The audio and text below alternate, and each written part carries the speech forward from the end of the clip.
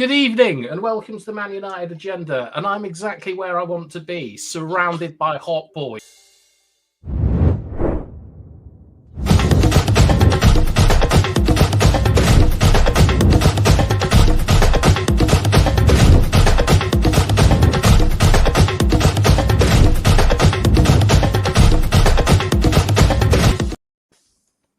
Oh, wow. That new intro always throws me off a little bit. Hello, everyone. How are we doing? Let's start off with Mr. B. I'm good, as always. I'm good. I am good. And Monday, you've dressed up in your finest tonight to welcome back an old friend. You know what? At the start of the show, I don't know if anyone saw that, but you introduced us as the Hot Boys. Yeah. And you said you're glad to be around some Hot Boys. And I'm wearing pink and banner as well. I told you pink to make the boys weep. You're a bit turned on by our arrival and a special arrival today as well. But you talk about introductions. How does a Jamaican butcher introduce his wife? God. Well, this if it's a joke about butcher, this is going to be a shambles. So go ahead. So I asked, how does a Jamaican butcher introduce his wife? Meet Patty. Oh, okay. At least we didn't have to cut the show straight after it. And but I'm going to turn it around. I'm going to say this. Everybody, if you haven't already, meet Patty.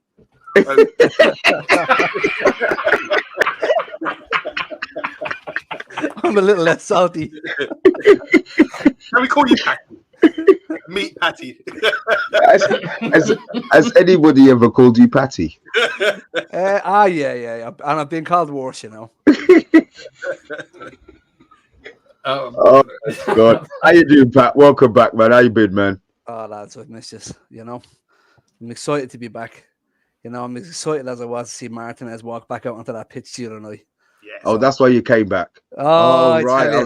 I've noticed your little missing bit is coincide with Martinez ain't playing. Oh, I'm gonna bugger off for a bit. Oh, he's back. Oh, I'll come back now. All right, I got you. Martinez is back going back.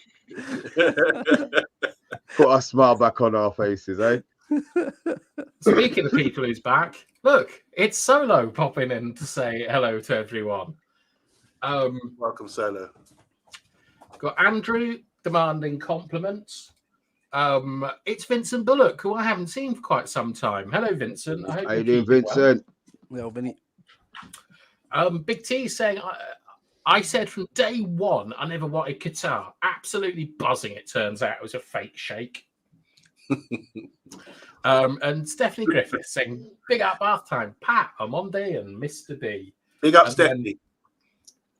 Well, big up Andrew for spelling boys with a Z.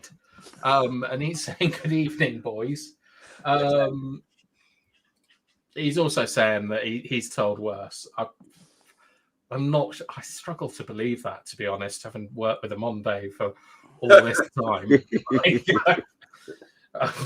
And then Big T is saying, Pat came back because McTominay is on fire. And Bart is a serious fan, and he would like to kindly point out that United await their new training complex. I think that they can train occasionally at Melwood, which is Liverpool's training complex. And Bart gave a list the other day of all the channels that he had been banned from and reasons why. And we understand the reason why you've been banned, but because we're very, very, very, very, very, very tolerant, you're still here. So keep poking the bear, mate. Keep poking the bear. He's been on his best behaviour, though, don't you think? For the period of time? I think Bart is a changed man since the first time we met him about 2 years ago. He used to come in here and just write United a crap for 40 comments, and now he's fully engaged in the comments. Do you know? I reckon someone's threatening him in the comments. We don't know about. He's starting to behave and draw the line. Big up. Bart said yesterday, right, that one of the reasons he got banned from another channel is he made 2 YouTube accounts and he used to have pretend fights in the comment section after the Yeah, video. he'd done it on ours as well.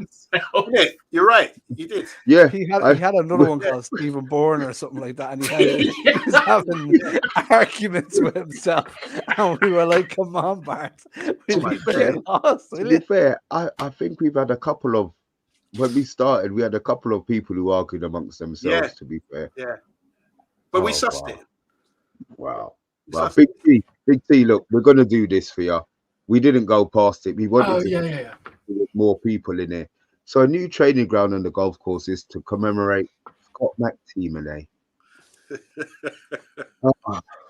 Pa. Yeah, you go. Nice, Amondo. You're on fire tonight. Have any of you seen Scott McTominay's podcast today? No, you touched on it a little bit on backstage. I wasn't really listening. I want to know what's going on with this. Yeah, because it sounded kind of deep. Just sorry, can we say hi to Tyrone Williams? Hope you're having a nice holiday. He's away in Thailand at the moment, having a whirl of a time. So big up Tyrone. Yeah, it was he just did a podcast one day called the High Performance Podcast, and I obviously listened to it, and it was pretty dull, to be honest. It's, you know, what are you going to get from Scott McTominay? He's just going to talk about determination, effort, and things like that. And Lego. No, he doesn't talk about Lego. He did say, though, that everyone thought he was a goody two shoes and that he's not a goody two shoes at all, and then proceeded to tell a story where he was a goody two shoes. So, like, it was quite fun. He's a good singer, isn't he? He is a good singer, yeah.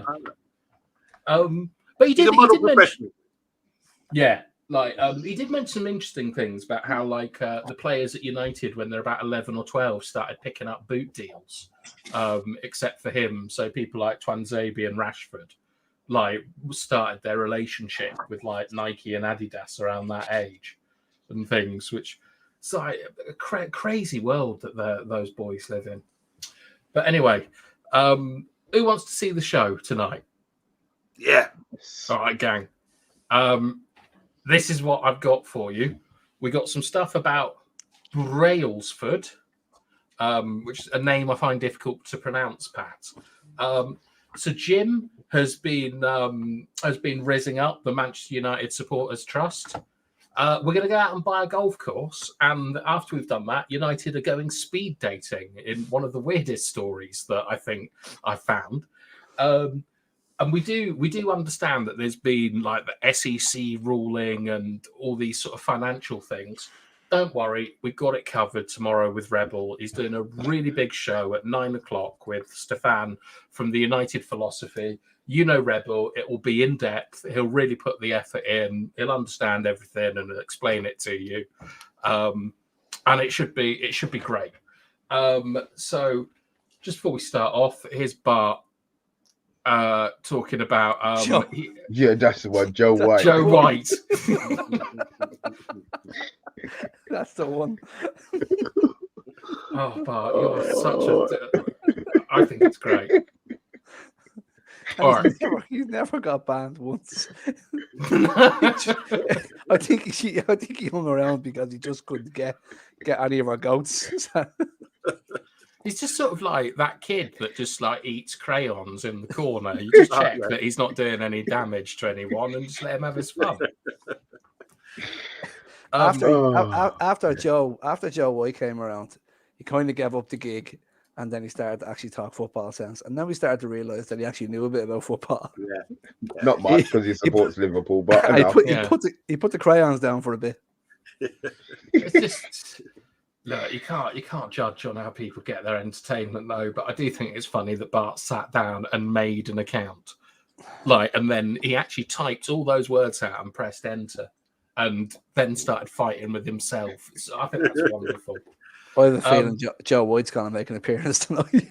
Bring back Joe White. On Monday, what's his name? Joe Noir. Very good. Oh dear, Mr. B. Mr. B. Yeah, no, listen, that's going on your. Come back all show now. That's going on your gravestone, bro. I tell you. Keeping part-time on his toes. Now you're gonna have to stay on your toes. Like a midget urinal, you're gonna have to stay on your toes, Mr. B. All show. Right, what we got? What we got? Yeah, enough of this fun. It's time for a PowerPoint. We're playing Newport in the FA Cup, and on the channel I said that I was a little bit scared it would get moved to Old Trafford. It's not. It's staying at wherever Newport County play. I'm glad. Yeah, 9,000, small stadium, absolutely great day out. Really looking forward to this one. Pat, are you worried at all about going to Newport? No, I'm not. No, in fairness. Have you been watching United since you've been away? I'm not going to lie to you, lads. I have been watching them, but not as much as I was, and in depth as I was when I was involved in the channel. But I have been catching back up again and getting back into the rhythm of everything, you know. This is what Andrew's got to say about Newport. I've never been, so I can't agree with Andrew. Although he does talk quite a bit of sense sometimes, so I'm not. We might have fans, we might have people watching from Newport who disagree. So yeah. I'm trying to figure out, Andrew, was that a riddle you put up there? Was it? Well, what, the second half? No, the first part is it a shithole? I'm only joking. But what do you mean? I guess Newport is on the coast and somewhere in Wales. Is that right? Yeah. Yeah, I know it's in Wales. I've got to be honest. I don't know where it is either. God, you know what? We are so ignorant to the lower leagues, aren't we? So are they in the league, or are they a lot of out of the league? No, I think they're first. Come on, somebody in the chat, come and educate us. First division, second division. Newport. Yeah, I think they're second. I think they're second division. But they play in the English league, don't they? Yeah, they do. Yeah. Yeah. They're going to get battered. Okay, so Andrew Williams is saying it's not on the coast. So why are they called Newport? Usually port towns are on the coast, I imagine, are they? Yeah, because it's port. That's what I thought. That's what I thought as well. I mean, this really shows the level of sort of like research we put into this sort of stuff. Yeah, but Where is Newport? Does Newport have running water? Yeah, it's on the River Severn, but it's nowhere near the sea. See? Maybe there's a port at the other end of the River Severn. Who knows? Yeah, like with a port, doesn't it need to be the sea? That's what I was thinking. Yeah, but it's just called Newport County. It's not called Newport by the sea. It's just the name. Yeah, what port's up at Newport? Buses? I mean, trams, airplanes, cows, horseback, people on horseback. All right. Newport is close to Alexandra Dock in Wales at the moment. How close? Close enough. No, I'm just saying. 2.2 miles. But there's not much they could do from. It's not like it's around a bloody corner, is it? 2.2 miles is far. What are they going to do? Stick it on a horse, get to the port, and then stick it on the horse and bring it to Newport? No, it makes no sense to me. The closest comparisons where any of us know where Newport is, it's close to Cardiff in Wales. Okay. So that's all right then. All right then, Pat. How close? How close? It's 2.3 miles. 18.4 miles. But it depends if you're going for a fuel efficient route or not. And they have running water. I hear road trip. Road trip, guys. To where? Yeah. Newport. Didn't you just say what? Didn't you just say what Andrew said? Let's have a look. Dangerous town. He actually described it. And said it was a sherbet hole. So no, I won't take a road trip to that. I'll be watching that on TV. Where would your dream road trip be, Mr. B? Tunbridge Wells? I don't even know where that is. What about York? I think I've been to York. Is that the one with they've got the picture, the horse on the grass? The big horse.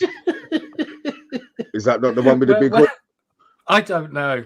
The big horse. No, hang on. They've got it in the grass. About in Salisbury, like where they have like a chalk horse on a they've got a chalk. I went something there. Yeah, I've been somewhere near there.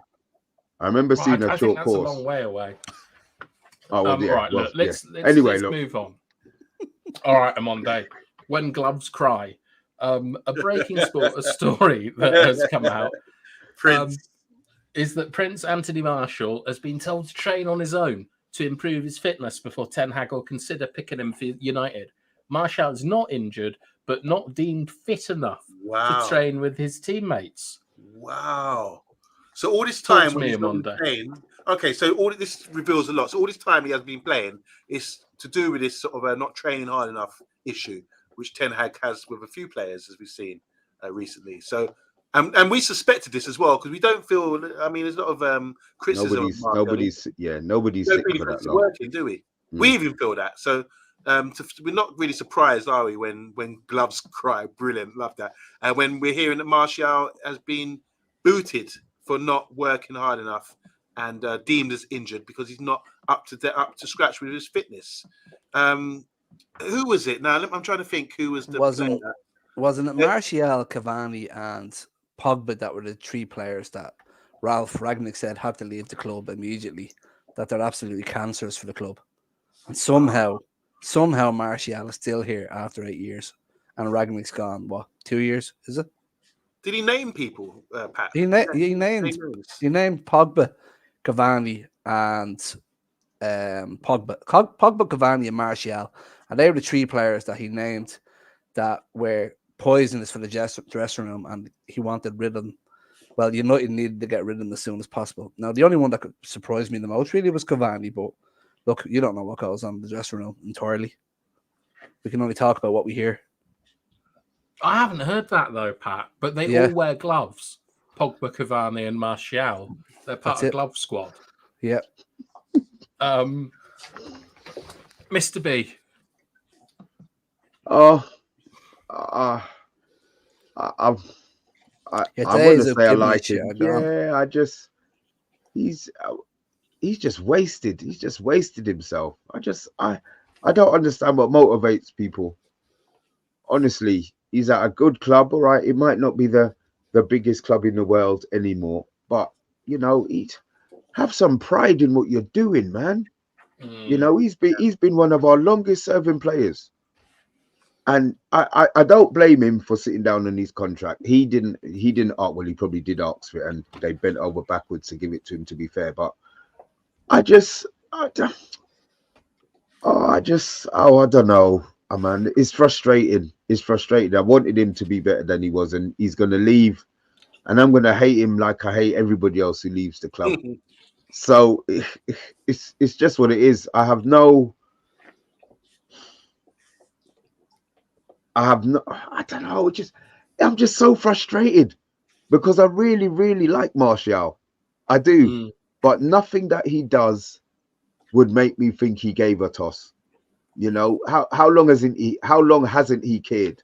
How long has he just been happy to sit down on the money? When was the last good season Martial had for us? Can somebody tell me that? NHS COVID season. When there was nobody to boo him.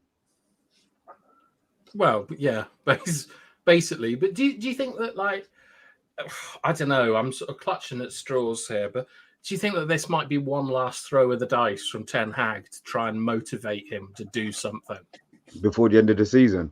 Yeah. No. Go on, Pat. It was January of last year that Ralph Ragnick came out and said Cavani, Martial, and Pogba are mood killers for the dressing room. So that's correct what I said. Mood killers for the dressing room, the three of them are, right? Anthony Martial at this stage, like, he's how many games, how many seasons has he let us down when we needed him the most? And we still need him. This year we need him the most of anything else. He can show a bit of leadership, and he's not doing it.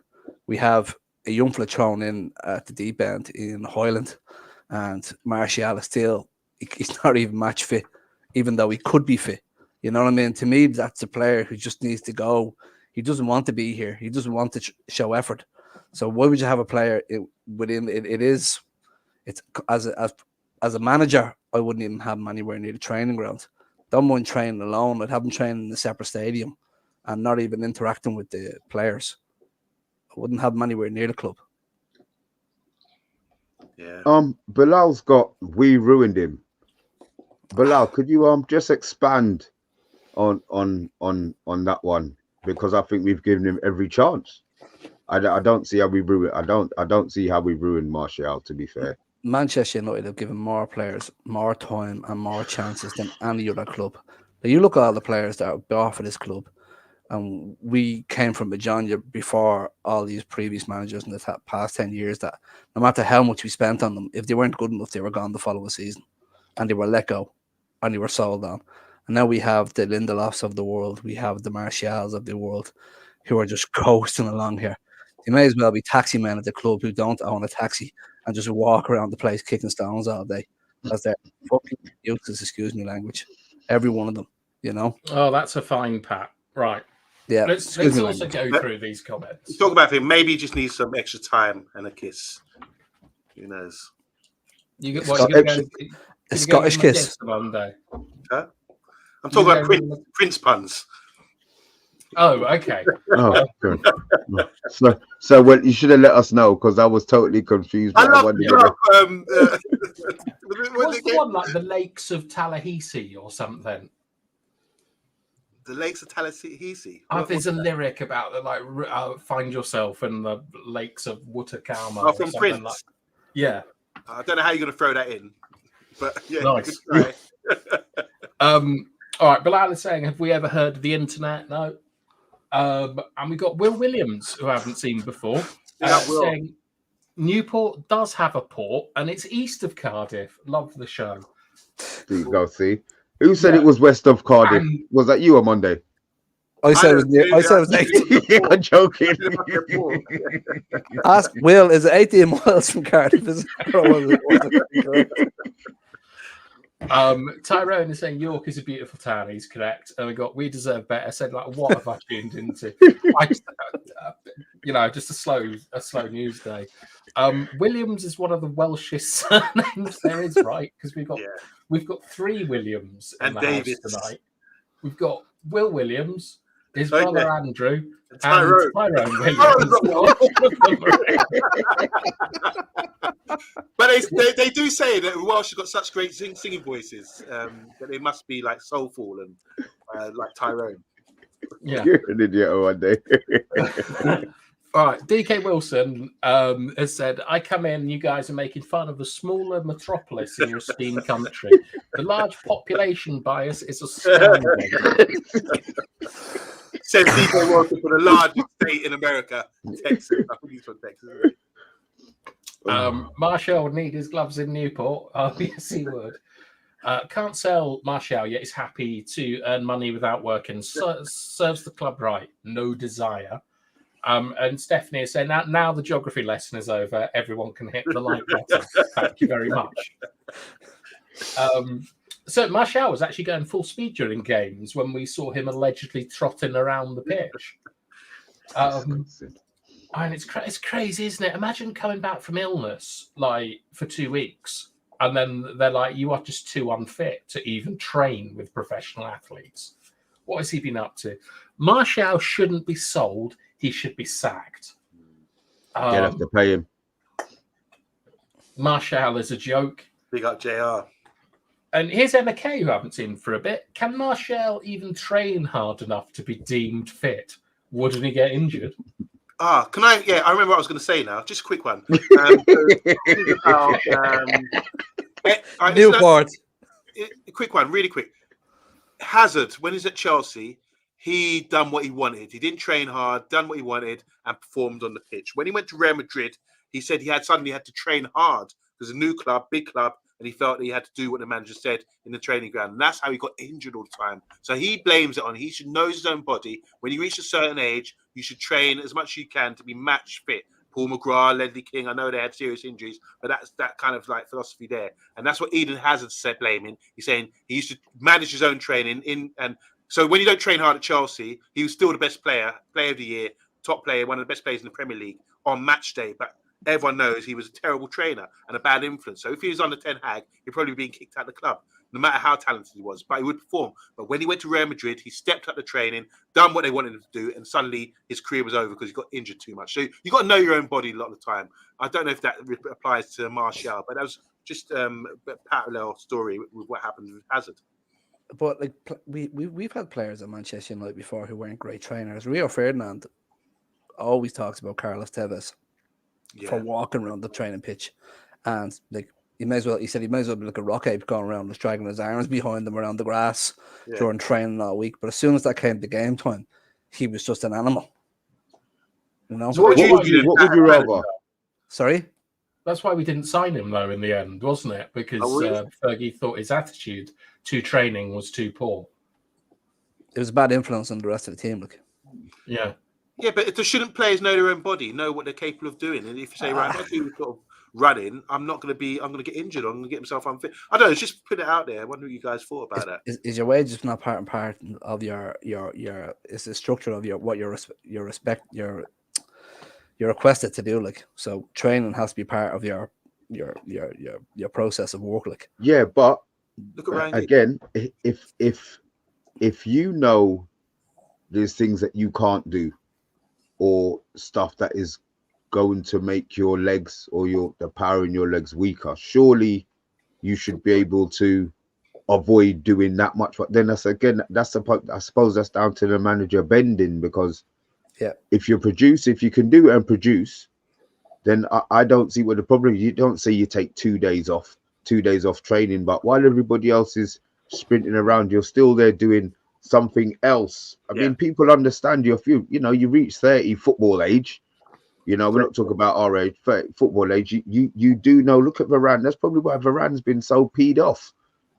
You know what I mean? He's having to. Yeah, go on. So when Varane was at Real Madrid, he had a specialist training regime for himself to keep himself fit. Because they had a specialist thing for him, so he might not have been doing what the 19-year-olds would have been doing, because that would have made him got him injured, for example. But yeah, I think it's a good. But that's kind of the point, Amondo, right? Is that like when you're coming back from injury or stuff like that, or you're in different sort of training sessions. The thing with people like Tevez and Martial is that even when they're fit and stuff, they're not putting the required amount of effort in. So they're letting everyone else down. Like when Ferdinand talked about Tevez, it was about how he wouldn't put pressure on in games and stuff. And then he'd go and save it and put it all out at the weekend. But one of the stories that came about Sancho is that Sancho was put on the defending training. And he was meant to go out and apply pressure to people before the Arsenal game, and he didn't do it to the standard, so he didn't get in the match day squad because he let everyone down in training by not training hard enough. So with people like Varane and even like Messi and Ronaldinho, who just, let's say they don't need to train, they can go and have a massage. They're separate from the main training. But if you mess up the main training because of a lack of professionalism, that's very different to like knowing your own body. And I think those are two points that are important. But I think this deserves a show. I think it's a good talking point. But Pat, what do you reckon? By not training as hard as your peers, are you not just putting a target on your own back for any time you make a mistake on the pitch? It's going to be put down to you weren't training. I don't mean making a bad pass or it was just down to effort or not part of the game plan, not being switched on. You need two things, Pat. Right? Is you need senior pros in your club to stop that happening, because people cheat, right, all the time. People are always looking for the easy way out and things like that. And it will be and the important thing, right, is if you get somebody who comes training and they don't put the effort in, you've got to get them out of the club as soon as possible. The real problem, like one that affects a football club far more, is where a guy comes in and has an off day and doesn't put the level of effort in for that particular session. Because you need people in the club, whether it's the assistant manager, the captain, the senior players, that go and say, look, what you're doing, you've got to get up to the required level now. And from what we hear at Manchester United, that is something that's missing. Like there's no sort of standards of excellence that are in the training and things. But like, once again, we're going down the realms of a whole nother show. Like that stems from the top, and it has to be implemented by the manager. And the manager can only implement it so much if players in that club are going back to peers in the senior department and just getting an arm around them. You'll be okay, kid. Don't worry about it. You know. So I can imagine, Sancho, for example. And was it a story that he was looking to go over to, say, New York or Miami for his birthday, and Ten Hag told him no, and then all of a sudden there's a picture of him on Instagram in the nightclub, and everybody's wishing him happy birthday. He was something along the lines of that. Now, there were stories about that when Pogba was at the club, and he asked could he go away, and he was told no by the manager, and he went up and he was what was the fella's name? Ed Woodward told him he could go away. Yeah, it's okay. Don't worry about it. So, like, what I feel at Manchester United is like we're like a car with no steering wheel. So once we get somebody at the top who's going to implement what the club requires, what the manager wants, and then that's just going to breathe down from the top down, and everybody has to be on board, and then that will then flow out onto the pitch. But if you don't have the whole club working, like my biggest problem with Manchester United is I watch them for 90 minutes, and there's no way they can be so bad for 3 games in the trot and then come good, and then 3 games in the trot, and then it's 60 minutes you play well, and then 30 minutes you play well, and then 60 minutes you switch off for, and 30 minutes you play well. There's no level of focus within them. They haven't got that. We haven't got that cohesion as a club, and it stems down as cohesion as a club onto the manager, and we all pull together. I feel like Ten Hag is trying to pull for it, but he's not getting anywhere because the club hadn't been going with him. But we'll see big changes now as you come into what you're going to be talking about Brailsford and everybody else. Just last point on this. Well, maybe it's not. I'm just going to put my. I think a lot of these players can have individual training regimes to get themselves fit. And so if you're 34 years old or you're 35, happy birthday, by the way, January birthday, Johnny Evans. He turned 35 or 36 recently. He's not going to, surely shouldn't be on the same training program for the team as the youngsters who need that to have that short sharpness. There's got to be some sort of understanding, measuring up with age and personal training regimes for people. I remember when Giggs started to get older, he's needed to sort of develop keep going in the game. He started doing yoga and stretches and things like that so he can maintain. And I'm sure they would have said, all right, yeah, Giggs, you just ease up. You know, we understand you're valuable to the team. You don't need to prove anything by doing a cross-country run or extra sprints or whatever. You know, let's just do this so you can be ready for match fit for the game. I think there needs to be a bit of understanding that not every player is going to be beneficial. It's not going to be beneficial to every player to be on the same robotic, unified training regime where some people might break down from it, which seems to be happening in Martial's career. Martial can have a point to say, I broke down a lot. I need to manage myself better. So I'm not going to put my all in on training, but I will be ready. I know my body. Ready. Yeah, but then he does nothing on. Are you serious on Monday? No, there has to be a Monday, regardless of age, there has to be a standard. And you can't meet, Bathon, yourself and Amandi have played. I don't know about yourself, Mr. B, if you have as well, right? He does, yeah. Have you seen that goal he scored, Dan? He's a player at a higher level football, right? If you can't meet a demand for the level you're playing at, especially at Manchester United, would you not feel you need to be moved on? No, it's not that simple, Pat. Right, Amonday's kind of right, but he hasn't explained himself particularly well. Yeah. Which is that training, right, isn't a collective thing where everyone does the same stuff. That's coaching. That's where you go out and you get coached about how you're going to play, what shapes you're going to be in, what the plan is and stuff. Most of the training you actually do by yourself in the gym or sort of the running and things like that. The issue that's going on at United is that Ten Hag wants everyone to do far too much running. Players have complained about it, like the sessions have been too physical and stuff. And the thing is that you know, you have different demands on you as a footballer. Like if you're playing central midfield or left back or right wing or whatever, the things that you need are different. And if you homogenize everything and then sort of hide behind a word like standards, it doesn't really work, because the standards and what you need the players to be are different across like positions, ages, things like that. For me, it doesn't really work. Like, what we need is we just need application and effort in the coaching and the training, and the players to be professional enough to be able to get to match day and be in the best condition possible. Who knows better, a player about how they're feeling match day and how they do their little preparation to get ready. I'm going to have this for breakfast, not to feel too heavy. The kickoff is 12 today. I need to get to bed early. I need to make sure I have a full night's sleep. It's the player's responsibility. They're not there 24 hours with a coach on your back, telling you what to do. I think it's the players have to take a lot of responsibility for this. And I'm just going to put a spoiler alert out here now. I'm claiming that when Sancho does release the news as to how he had a breakdown in relationship with Ten Hag, I think it's going to be to do with the training, that say, no, you're lying because you let me down here. I said to you, if I do this drill, I'm probably going to get injured or I'm feeling a bit tight. Can you please allow me from doing this drill, for example, because I won't be ready for match day? I reckon something along those lines.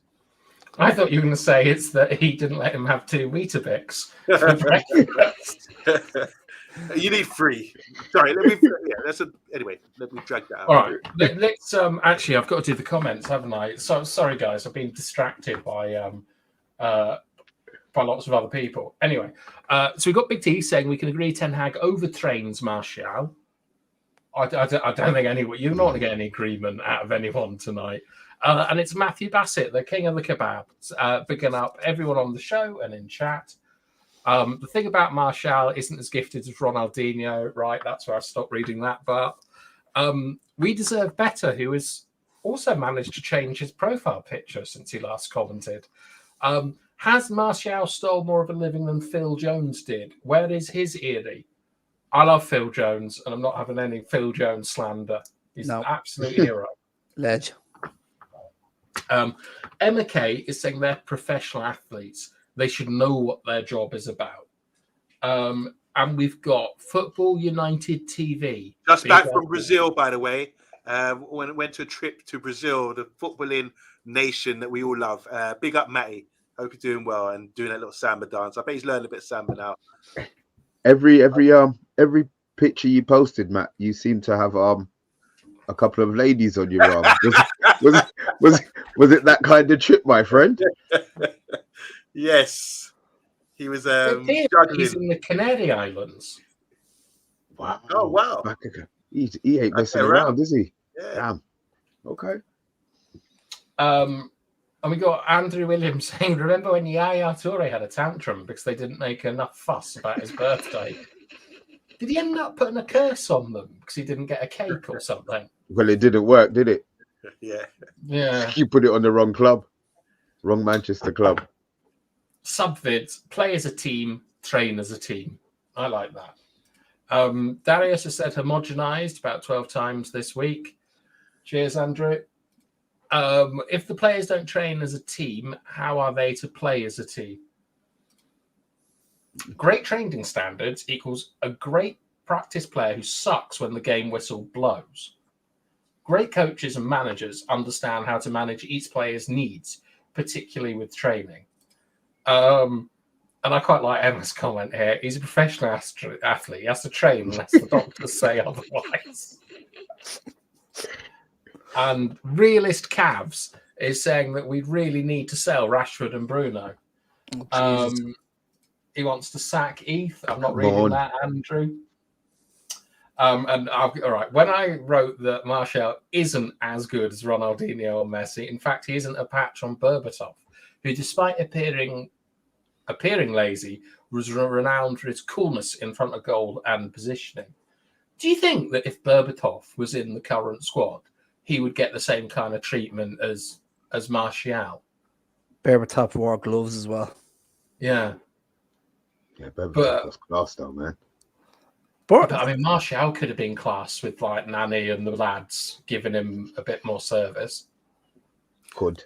I think sometimes managers do sort of have a soft spot for good players that can bail you out. It's your job's on the line, and you know, Mr. B. I know Mr. B has a lot of like talented players come to play for his Saturday side, and sometimes if you want to hang around, you might hold back on giving them a rollicking. Sometimes, you know, I want this kid to come back, and no, you would. You really? Should I? I'm Monday's bang on. I've learned to shut my mouth. If Mr. B, if you were Martial and after 3 years at Manchester United, you're saying this club is not up to the standards I want to get to, I'm out of here. If he really wanted an extra 100 grand. I know, They but paid him an extra 100 grand a week. If he really wanted to be the best, is that not something he should have done? He didn't want to be the best. He just wanted to live in Manchester and get paid a wedge. Yeah, that's it. So that's the problem. And he's there 8 years collecting a wage, and now he's too fat to get fit, so he needs to go. You know? Ruthless. Yeah, you're never too fat to get fit. So all the fatties out there, you can make that change. All right. I don't know what the next. Right, I'm going to skip a couple of these stories because they're not particularly interesting. But basically, unfortunately, with the takeover, people are going to lose their jobs. Rumor has it David Brailsford's going to go around the theatre of dreams with a wood chipper and just throw people into it until he gets the wage. Yeah, until he gets the wage bill down. All right, I think this is a really weird story. This. United have been teeing up golf courses as potential sites for a new training ground. So obviously Carrington has fallen behind the times. It used to be 20 years ago, it was like one of the best in the world. And now it's not great. And it's not a huge amount of areas to expand. So OMONDI, I know that you will be really disappointed that Manchester United are taking away Greenbelt land for people in Manchester to go golfing on, but do you think that this is a good sign that we're investing in the training facilities, or what? Well, what are your thoughts on this? So I'm just trying to establish what's going on here. So the Carrington training ground, they're going to turn into a golf course. No, OMONDI. No.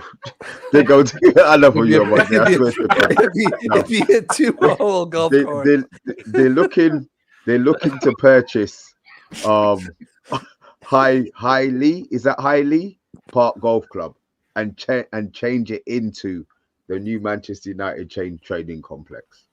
Look, well, first of all, they should go to Old Trafford and look at one of the stands because there's a hole in one. Oh, wow. Sorry, okay. You're the worst. So what's the story here then? What's going on? So this is the golf course here, right? We're going to turn it to fuck off. We're going to try and buy this golf course and build a new training complex on it because there's not enough room at Carrington to develop it into like a world-class facility. Okay. And that's Gareth Bale for scale. I didn't know there's golf courses in Manchester. I don't think it's a good location. The weather's not great, is it, all year round? But if the land is available and they want to sort of purchase this golf course, I don't know what the private members would think about it. Maybe the private members are all Man United players. Who knows? That's their local. To stop them from having leisure time, they're going to say, right, you go to the, what you did after training, go to the golf course. This is the golf course. Training. Yeah. Go in training. Staying here to train for some more hours. Look, they need to do what they need to do. Land is sort of quite kind of scarce and expensive. If they've recognized this as the ideal location to create something, we as fans don't care. We just want them to have the best facilities available to produce the best players and the best team out there so we can start winning again. And we've been dying for this, haven't we? We want our stadium with the hole-in-one to improve. We want our training facilities to improve as well. So I think I'm all for this. I don't care so much necessarily unless there's a wildlife reserve around there or any sort of bit of nature being messed with. I might have an issue with that. But otherwise, yeah, it's a private golf club apparently. Looks nice and pretty from here, but I don't care about that. Let's get our training ground on there and let's get these boys performing better. Right. Mr. B, do you have any thoughts on this, except for Monday thinking the story was we were going to convert our training ground into a crazy golf course or something? Look, they haven't been able to come to agreement for one. It's been up for sale since last year for 2.7 million. So it's going to cost a wedge to actually buy it from the people who own it anyway. But apparently they've got 4 golf clubs up for sale. So maybe they'll do a deal on this one to get it off their hands. But I need some. I have no idea scale of size. So they're looking for somewhere a minimum of 100 acres. How big is that? Well, Mr. B, Carrington itself holds, from what I can see here, it looks like 1, 2, 3, 4, 5, 6, 7, 8, 9, 10, 11, 12, 12 training pitches. And now 11 aside. They look like 12 full size pitches. Wow. And how much acres? How much acres are you going to do? I'm going to ask you how much acres Carrington is. You know, I'm going to ask you that. I don't know is the answer. Okay. I'm only back, and I didn't know I was coming back to Mr. B. Attenborough and the Man United Agenda Geography channel. I would have pushed up on it if I hadn't known. This time again. But if just say, for example, one of these is a 9-hole golf course, and each like they could be looking to put probably 14 to 20 pitches on it, because they're going to have the youth and the men's and the women's. And they haven't got the facilities at Carrington, so a golf course would probably make more sense to have the extra room. I'm not sure it's about pitches, to be honest, Pat. I think it's like facilities as well. Yeah, like full training, weight gyms and all of that stuff. Yeah, and also have like sort of like administration and things there. Like Fergie was really well known at Carrington and the Cliff. Oh, for having a bird's eye view. You think that they would have so it wouldn't necessarily just be like the training complex. It would be like the head office, like the Man United head office. I think they'd probably like to have some sort of administration there, because like Brailsford, like what's he going to be doing? He's obviously a tinkerer and he likes getting involved in everything, and he'll want like his office out there and things. And like Carrington is like kind of a fortress, isn't it? You can't get into it. Like it's a safe space for all the players and things, and it's a good place to sort of get business done and get work done. And if, as Pat was talking about earlier, you want cohesion between the football side and the business side, it's not a bad idea to have like some sort of conference rooms and some sort of facilities down there. You look at the Etihad campus. You look at that one that Leicester built after we bought Maguire off them. Like Spurs will have a great one, I imagine. I think that this is a very encouraging step in the right direction. Yeah, with the investment from Ineos. From what you've just said, BATHTIME, like if we're talking about medical science and all the equipment and all of the facilities they go, like you could lose 2 acres before you even go outside the building. Pat, so you are talking about the Tottenham training ground, yeah? The Tottenham training ground is a 77-acre complex, and it includes 11 outdoor pitches, a covered artificial pitch, a player preparation area, hydrotherapy pool, altitude room, specialist sports rehabilitation suites, and a large-scale gymnasium. Now, Manchester United, this golf course is 167 acres.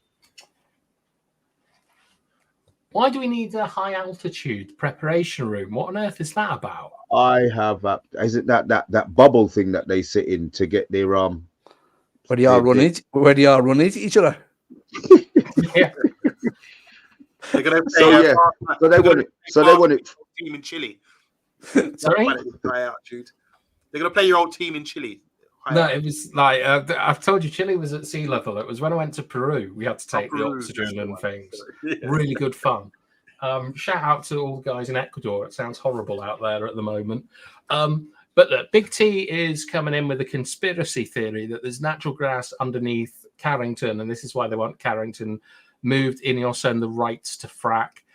That was in the papers like 2 years ago. That Shell had gas or something underneath Carrington, but they weren't allowed to go near it because Man United. But that's like saying Carrington's built on a pot of gold or something. You know what I mean? Now there could be truth to it, but I highly doubt it. Like. Yeah, I don't think that and also it's still, I believe, it's still illegal to frack in this country. I'd be very surprised if Ineos's plan was like. Imagine they did all of that to dig up Carrington. Oh, please. Yeah, in it. Yeah, no. Look, let's not turn into Ruby. Let's just keep on going, please. Thank you very much. All right, Raja, Subvids, and DK Wilson are all laughing at OMONDI. Surprise. Andrew is saying that they need a bowling alley and a cinema there. Can we have a sulking room? A sulking room? Yeah, from Martial. Face the wall and shut up. All right. He can practice his sulks in a mirror. What else have I got here? Oh, right. I've got basically Radcliffe has been meeting M.U.S.T, and they've been saying a lot of stuff. We're running out of time, but my original plan was that I was going to read these things, and I wanted all three of you to start going waffle when you think that they're talking bollocks, basically. So this was basically, is Sir Jim legit, or is this just someone's mouth flapping, like at words, not action? Okay. So they want to get to the football side of things first. Brailsford was very focused. He's trying to create an elite performance culture. He gets things done. Jean-Claude said less. He listened. He was friendly, socially. They alluded to spending the last year doing their research into the club, our history, what has worked and what hasn't. Brailsford was very impressive in his analysis. He spoke at length about how they are keen to learn from history and take the unique elements of our success from past eras to drive us forward. Mr. B, what's the waffle scale saying at the moment? Yeah, it's what's the word? Sound bites, isn't it? They're going to take the best parts of our winning DNA and put it forward and work out what it is. Well, we had Alex Ferguson, so unless you're going to clone him, then we've got a big issue.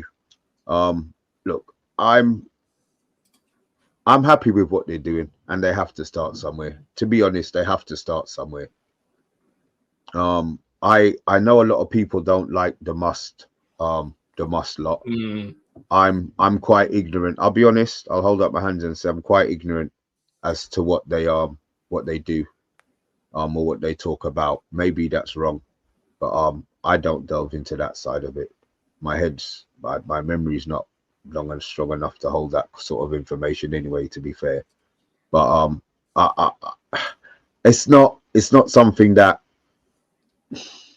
is M.U.S.T the voice piece for Man United fans? Is it a voice piece for a certain section of Man United fans? What's the deal with M.U.S.T? Why is it always M.U.S.T? What's the M.U.S.T have quite a long history where I think that they were originally called something like Shareholders Against Rupert Murdoch. BSB. Yeah, that's when they first came in. Oh, so, right. Is that like 95, 96? Like, I can't recall. I'll tell you. Okay. But then they were like Shareholders United or something like that, and eventually became the Manchester United Supporters Trust, and they rose to power after Ferguson left because Gill wouldn't deal with them, and before him Edwards wouldn't deal with the supporters groups, but Woodward did deal with them, and so did Arnold later on. So they've become more powerful in recent years, and they're like anything really. They're kind of like self-appointed fans, and I don't really want to get too much into it, but if you talk to match-going fans such as Andy Tate, they have a lot to tell you about M.U.S.T and how they get tickets and how they've essentially sort of cozies up to figures in the organisation and like this. But so they got an audience with Ratcliffe, and he came in and spoke to them, and it appears to have gone well. And like, I mean, look at this. This is what they're saying. It's so different to what we've heard from the Glazers. Football first, commercial revenue as a consequence of that. Effective decision-making based on what will bring footballing success, not that will generate income. And look, all of this is great. This is music to our ears, but you wouldn't be able to say anything else, would you, OMONDI, if you came in to buy the club? Yeah, of course. I think it's just brilliant stuff. You talk about on a scale of waffle. Yeah, it is waffle, but you have to do it. I mean, you don't get elected without having sort of a campaign, a ghostwriter to write these stirring, rousing words to get people stimulated. And this is what they've obviously done a good job here doing this. Remember Obama? Yes, we can. Yes, we can. He got elected Remember, things can only get better. Now I found you when Tony Blair, that M.U.S.T, got in to power. You know, you got to have some sort of campaign, and you got to tickle and play to the heartstrings of the fans or the voters. Yeah. Or the fans, or the voters, and to get them on side. And they're saying the right things. They're ticking all the boxes. They're obviously smart guys. They know what to say, and the outcome is quite kind of positive from this M.U.S.T group. They seem to be all stirred up and happy for this to go forward. So well done to them. It's a good waffle. You can waffle and be talking loud and saying nothing, but these guys are talking loud and you know, getting the right response, it seems. So well done to them. People get paid a lot of money. People get paid a lot of money to do PR for a living. So anybody can make shit look like roses now, in fairness. But look at the Man Agenda. We've done a good job of that. In fairness to Jim Ratcliffe, he's shown a lot of accountability at the moment, I feel. He came out and he showed his face in public. He came out and he spoke to the press. I don't think we've ever seen the Glazers speak to the press, have we? Never. Not that I'm aware of, except for that mad fella who ran up to the bleeding Glazers about 6 months ago. Oi, are you selling the club? Something like that in his face with a camera phone. And they spoke once to M.U.S.T, Joel Glazer. Did they? All right. 22 years. 22 years. Fair play to them, you know. It must have took a lot of organisation. But actions will speak louder than words, and we'll know more in February when they're officially in charge, you know. And speaking of actions must be louder than words, We Deserve Better has got some busy fingers because he's changed his profile picture again. I thought we had a new person, but it's a dog. Yeah. Is that your dog, OMONDI? I'm just looking at him. Where's my Yabba? Where are you? My dog. The next picture is going to be a picture of Liam Neeson. We got an interesting one from Andrew Williams here. It says, can we have true and honest debate on this channel at some point about whether Fergie was a shithead or not? Ferguson was the ideal manager who had no friends. And you're not supposed to have friends in management. He didn't give two flying so-and-sos what he said to anybody. And he wanted what he wanted, and he got rid of who he wanted, didn't feel was in line for the vision he wanted, and David Gill was in sync with him, and that was the best thing we ever had, and it worked. They also got the Glazers in, though. I think is the point that Andrew is making over some. Oh, he's alluding to that, like horse semen. Okay. And then I missed that one. So Isaac Newton achieved great things, but he was also considered to be an absolute arsehole. So we got some topical stuff from the 16th century. He's also going in on Barack Obama. So it's not just Ferguson that's getting it tonight. The Sandlot kids and everybody are getting it. And then, look, We Deserve Better is saying, look, the Republicans have the Senate. Of course, Barack Obama couldn't do anything. And then never forgive Fergie and the McManus debacle. Just go quickly on the Fergie thing as well. Don't forget, when Fergie wanted to get rid of a player, whether it's Yapstam, Roy Keane, Paul Ince, they were gone. They were just gone. Yeah. Ruthless. Yeah, absolutely ruthless, Ferguson. I just wanted to say that there was one thing that came through from the talks between Ratcliffe and M.U.S.T, and that was stressing that Manchester United was a community football club. And to anyone who's listened to my waffle for the last couple of years, that is something that I always say. So I'm well behind Ineos because they recognise that the purpose of a football club, serve the community.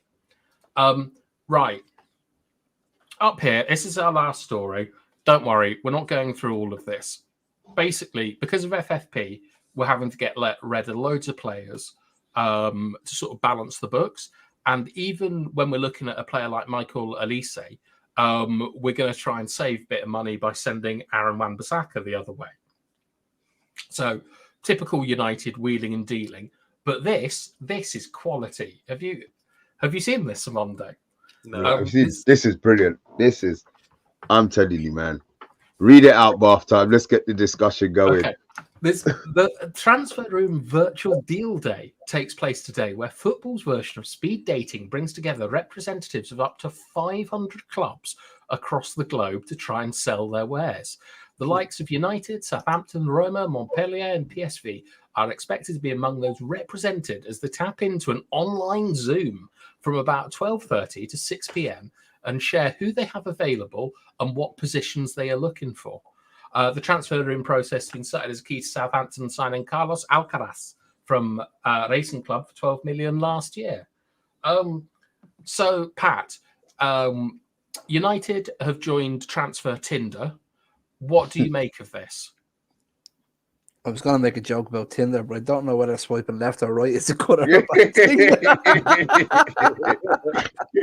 You're not supposed to know, Pat. No. You're not supposed to know.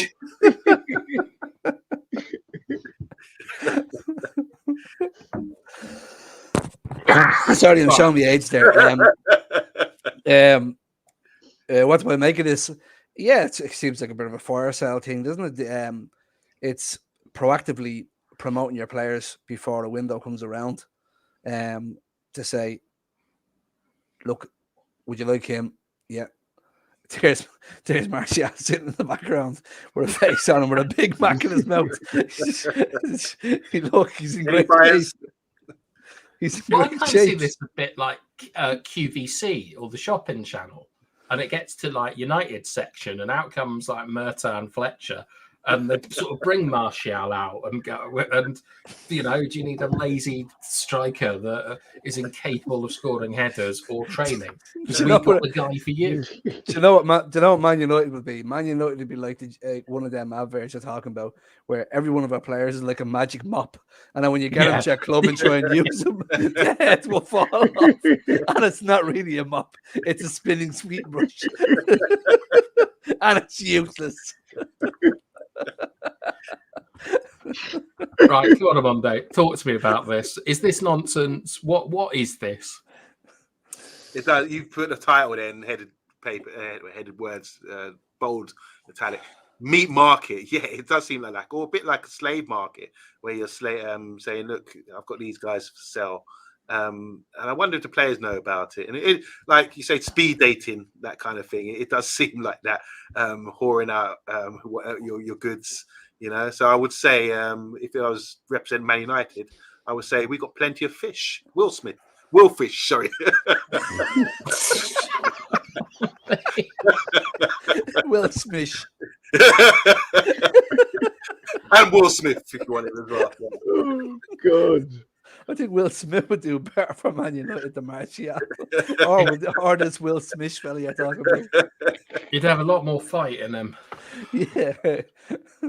Mr. B, come on. What do you think? I like it. You like this? Yeah, I do. I think I'm not going to say it's a great idea, but the fact that we may be involved. Listen, we might get a player that we need right now. We need players with certain characteristics. I would like a 2-footed left-sided player, to be fair, who can come in on his right foot, who can actually cross with his left. You know what I mean? So maybe there'll be somebody in there with those. What do you guys? What's that computer management? FM manager. Football manager. You put the stats in. Maybe they'll find a player. I'm not going to say that it's not going to work. And I think it's a quirky idea, but it's a great idea. Amondi, do you think that Jerome Rothen would have been a player that would have been represented in one of these meat markets? Well, he was extremely talented. It was funny. We talked about him yesterday, didn't we? I'm glad. I'm really pleased that you rate him as well, because I certainly did. But he's someone, who got the exposure because he got to the final, but he never really. If you ask around Europe, he's not really a legend of football when we think he should be. He was such a talented player. So if you're going to get that exposure and get that great move or whatever, I don't know how they're going to sell these players. I've shown tape of them or say, look, this is a guy who can do A, B, and C. This, a bit like Bebe. That's what he was. We were showing videotape of Bebe. But with Jerome Rothen, he was like, the way I would sell him is like, got a talented left-footed player here. Very good professional, always fit, always turns up for training, good punctuality as well. You might not have heard of him, but he'd be a great addition to your side. And we want, in today's market, we want about 70, 80 million for him. because that's how much I think he'd be worth. He was such a great little player. But don't you think he didn't get the dues? I don't know who else he played for, but I can't imagine there's a bigger club than Monaco that he went to, when he should have been sniped up for his performances. The question was more about would we get players of that quality, not if Jerome Rothen should have moved to Juventus in 2003. Well, I doubt it, because if you're selling someone, you're going to haggle, don't you? And you want to sort of like, if you got damaged good, like what Pat was saying earlier, you're going to say, all right, look at what happens on Facebook Marketplace or eBay. Oh, we got this pair of trainers for sale. Or you take a picture of something. Here's a car for sale, £3,000, and then you get a little mini Matchbox car come in the post or something like that. You know, these are the things that happen. So you have to be careful with these things. There's a lot of it opens up a lot of probably how Amrabat got to the club. Yeah. Exactly. Somebody held him up in a market upside down like a fish and goes, "Look at this fine one," and we got suckered into it. Oh Jesus, look at him! And then he got him here. He hadn't even got any socks on. But be honest, Pat. When we watched the World Cup, I was saying, okay, he looks like a good player. He looked like one of Morocco's better players, you know. And he rolls up, and he's not. It's a bit like the Ali Daei situation with Southampton and Graham Souness, isn't it? They would have benefited from something like this because they didn't have an opportunity to really watch him. They took it on a phone call based on being related to George Weah. Can I ask you guys a question? Do you think players, do you think Man United is too big for a lot of players? Too big in terms of like the pressures of too much? Stature, yeah, the pressure, yes. Playing for, yeah, you do. Yeah. I think that like, when you move... So can I answer this before, because you know a lot more than me. Do players not get assessed semi-psychologically before they come to a club at the same time to see if they can handle it? No. Well, you mean like psychometric testing? Something along the lines of that, you know, to see if are they weak-minded, like there has to be some sort of like basic test to ask them.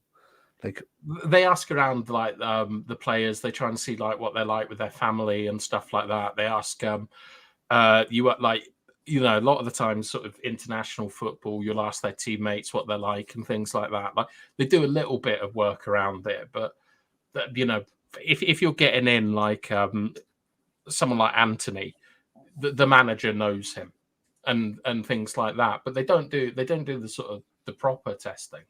Is he a 32-year-old man, and does he bring a teddy bear away with him on international duty? I'd say most of our players do. I actually saw a picture of Maguire with a teddy bear today. I was going to send it. Oh God! He's only getting a bit of credibility back. Don't ruin him again. But Mr. B, I agree with you. I think it is too much because, like, I think there was an Arsenal player called Song who went to Barcelona a long time ago. Yeah. And when he turned up there, he turned up in his posh car, his Ferrari or whatever, and Chabby took him to like the local dealership and said, like, look, here everyone drives an Audi or something like that because it's all about the team. And when we got, there's a famous story about Rooney, who he was having to play like a reserve game because he was coming back from fitness. And Memphis Depay turned up in a crocodile suit and things and like the big that. Rolls Royce. Yeah.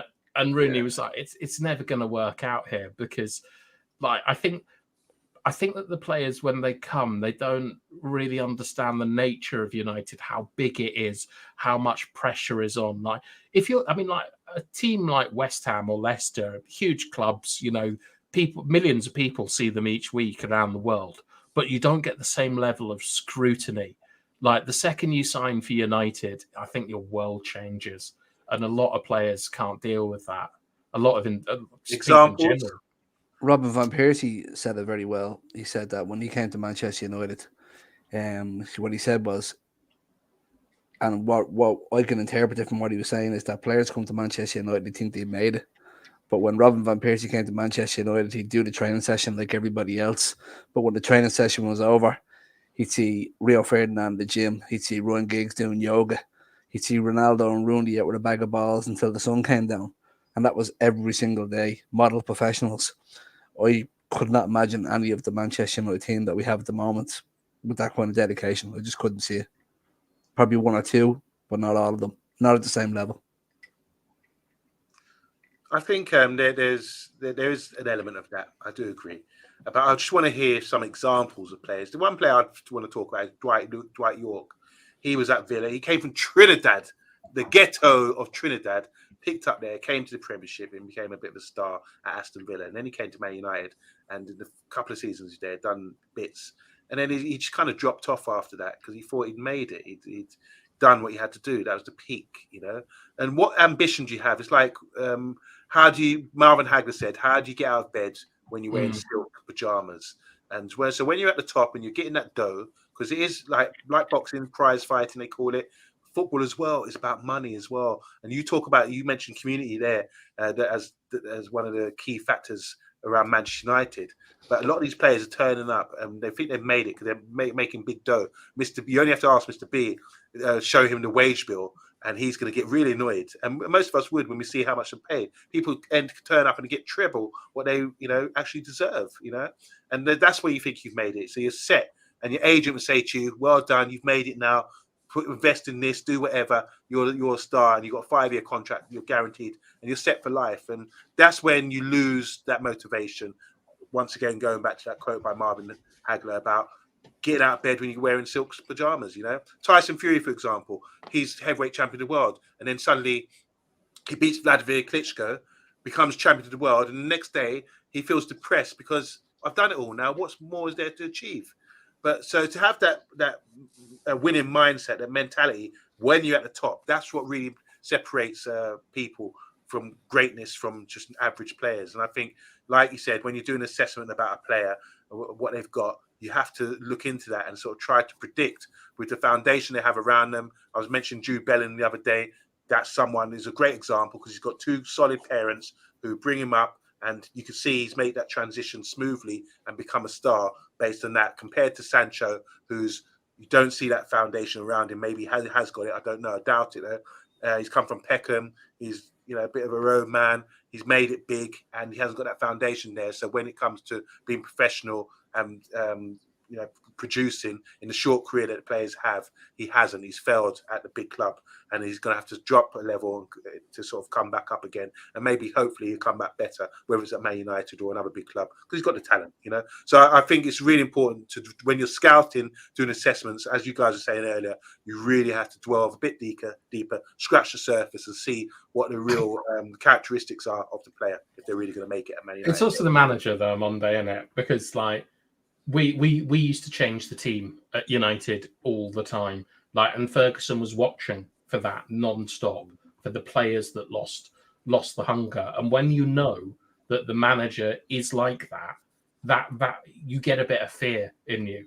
When you've got a high amount of player churn, and Scholesy, when Veron came in, I bet you, when he went into training that day, he was a little bit more up for it than normal. And one issue at United is we don't churn through players how we should. We get Donny van der Beek should have been gone 2 seasons ago. Yeah. Or something like that. We should be getting more sort of players coming in that put. You're muted, Mr. B.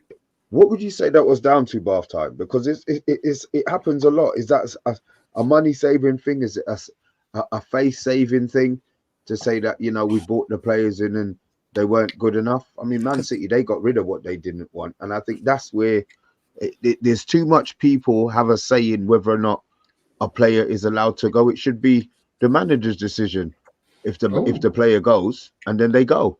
I mean, it might not be like that now, to be fair. With the way I will answer that, but we need to do the comments because I'm forgetting about them. Fergie did fantastic under the Glazers. For him, then coming in was right. This is how far we've got behind them. We Deserve Better, who's now got another new profile picture, is saying he thinks it's a really good idea, but won't the agents lose out? And I think you're correct there. We Deserve Better because maybe they're the ones who organised it. Well, also there was. Do you remember in the summer when West Ham was it 20 million they bid for Maguire or 15? It was a disgraceful amount. 20, yeah.